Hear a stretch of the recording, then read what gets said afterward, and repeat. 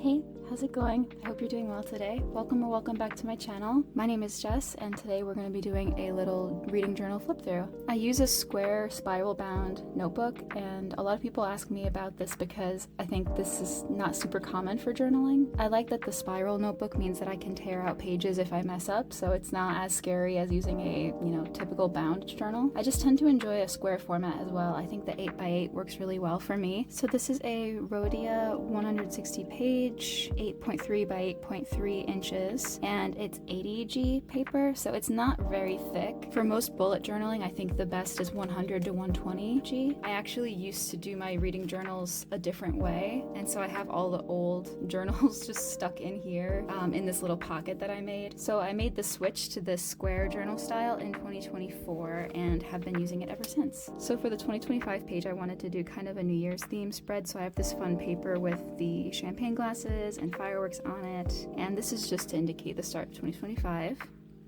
So on every monthly spread that I do, I indicate the number of books that I read, the number of pages that I read, and the number of hours that I listened on audiobook. I also indicate my best book of the month, my longest book of the month, and my shortest book of the month. And so I do this on every single spread. For January, I read 7 books. My best book of the month was We Could Be So Good by Cat Sebastian. That one was a 5-star read. The longest book was Little Thieves by Margaret Owen, which was 512 pages. And the shortest book of the month was The Last Gifts of the Universe by Riley August, and that was 5.75 hours on audiobook. I read 1,549 pages that month and 24.25 hours of audiobooks. So page 2 on every monthly spread that I do is a calendar of my start and end dates. I also just do a little tracker of the ratings that I gave and the genres that I read. I like to track the start and end dates rather than the dates that I actually picked up and read the book, but usually the length of time that it takes me to finish the book is kind of correlated to how much I enjoyed it. So a book that takes me a lot longer to get through is usually not a book I was super interested or super engrossed by. And so that's just something I like to track for myself. And in this case, I marked that I had resumed the book on January 7th because I had paused it sometime in December and then picked it back up. So I put resumed. In the case of Watermoon, I had started it on the 29th but didn't finish it during January, so I just put I was still reading it here. As for my ratings, I had 2 3-star books, 1 3.5-star book, 2 4-star books, 1 4.5-star book, and 1 5-star book. I read 2 sci-fi, 2 historical fiction, and 3 fantasy. As far as indicating the genres, I usually just go based on the top ones that are listed in the Goodreads listing for the book. In some cases where the genre might overlap, like a historical fantasy, I usually just kind of pick one, and it kind of goes book by book. So that was the end of January. Moving on to February. I wanted to do a little bit of a Valentine's Day theme for this one because obviously it was February, but I also had these Alice in Wonderland theme stickers that I had gotten. I really loved this rabbit, and I have another one on the other page. I had some cards up here and a bunch of the hearts and spades and things like that. So I really liked the theme for this page. It's probably one of my favorites of the year. I have these little cutout stamped papers of frames or mirrors or things like that a friend had actually made and sent to me. So I really love that I have these in here as well. So for February, my best book was Forget Me Not by Alison Derrick, which was also my shortest book. It was 7.75 hours long on audio. And my longest book was The Darkness Outside of Us by Elliot Schrafer, is I believe how you say the last name, and that was 403 pages. I read 5 books. I read 1,171 pages, and I listened to 19.75 hours of audio. And we're continuing on to the stats page for February. Again, I really love this page. I had so much fun with these holographic stickers and the rabbit and the teapots and things. I really loved this. I added this little stamp that says love me as well, like the tags in Alice in Wonderland that say eat me or drink me or things like that. So I put love me for February, which is kind of cheesy, but I thought it was cute. And so in the case of the start and end dates, I had a book that I started in January, which was Watermoon, and I didn't finish it. And so usually when I have a book that I started in one month and carry over to the next, I just do this little extension thing. And I did the extension again down here, but I actually didn't write still reading, so I'm gonna do that now, honestly. Alright, so now that's fixed. In terms of genres, I read 2 romance, 1 historical fiction, 1 fantasy, and 1 sci-fi. I had 1 5-star book, 2 4.5-star books, 1 4-star book, and 1 3.5-star book. So moving on to March. For March, I really wanted to do a very floral, green, kind of whimsical theme. Of course, there was St. Patrick's Day in March, but I didn't really theme it around that. I just kind of got inspired by the colors. So for March, I read 6 books. I read 1,273 pages and listened to 24.5 hours of audio. My best book of the month was Hungerstone, which I actually mentioned in my mid-year freakout tag that this was probably one of my favorites of the whole year. For this one, last night at the Telegraph Club, I had just indicated that it was a reread for me. I read it initially on audiobook, but I read it physically this month for a book club. My longest book of the month was The Brightness Between Us, which was 464 pages. This is the sequel to The Darkness Outside Us. And my shortest book of the month was I Who Have Never Known Men by Jacqueline Hartman, and that was 6.2 hours on audio. Moving on to stats. Again, sticking with the very floral green theme, I have this cute fairy here that I just thought was really fitting for this page. So I had one book that carried over from February, but I didn't have anything that carried over into the next month. I was able to finish this book on the last day of the month, so that's nice. And I had 1 5-star book, 2 4-star books, 1 3.5-star book, 1 3-star book, and 1 2-star book. I read 2 romance books, 1 horror, 1 mystery, and 2 sci-fi. Moving on. For April, I went with a kind of blue and yellow theme, and I had these lemon papers that I thought was cute, and this yellow plaid, and the blue flowers, I think, tie everything together. So for April, I had read 5 books, and I read 1,937 pages. I did not listen to any audiobooks this month. My best book was Heartstopper Volume 2. My shortest book was Heartstopper Volume 1, which was 288 pages. And my longest book was Silver Under Nightfall by Rin Chipeko, which was 506 pages. This month was definitely a slower month for me. I didn't get a whole lot of reading done and read a lot of graphic novels this month, but I had surgery in April, so I was kind of dealing with recovering from that. So for stats, for ratings, I had 1 5-star, 1 4-star, 1 3.5 star, 1 3-star, and 1 2.5 star. So a lot of different ratings here. And I read 3 fantasy and 2 graphic novels. I know graphic novel isn't its own genre. I just like to indicate that they're graphic novels. I know that you can have a graphic novel that is a fantasy. For me, I like to indicate graphic novel and manga kind of as their own thing. Moving on to May. My mom's birthday is in May, so I was kind of paying homage to some of her favorite things, her favorite colors. So in May, I read 7 books, and that is 2,101 pages. I did not listen to any audiobooks this month. That's a lie. Wait, that's a lie. Pet was an audiobook.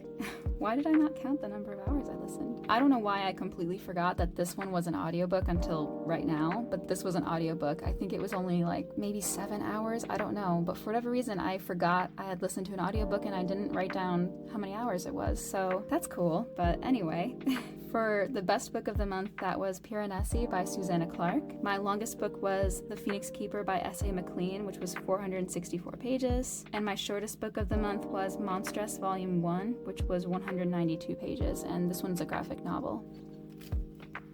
On the stats page, I had 1 book that carried over from April, and I did not carry over any into the next month. I had 2 5-star books, 1 4.5 star, 2 4 stars, and 2 3 stars. I read 4 fantasy, 1 magical realism, 1 romance, and 1 graphic novel. I wasn't happy about putting the graphic novel up here, but I hadn't left space. But that's okay, sometimes you just gotta improvise. So moving on to June.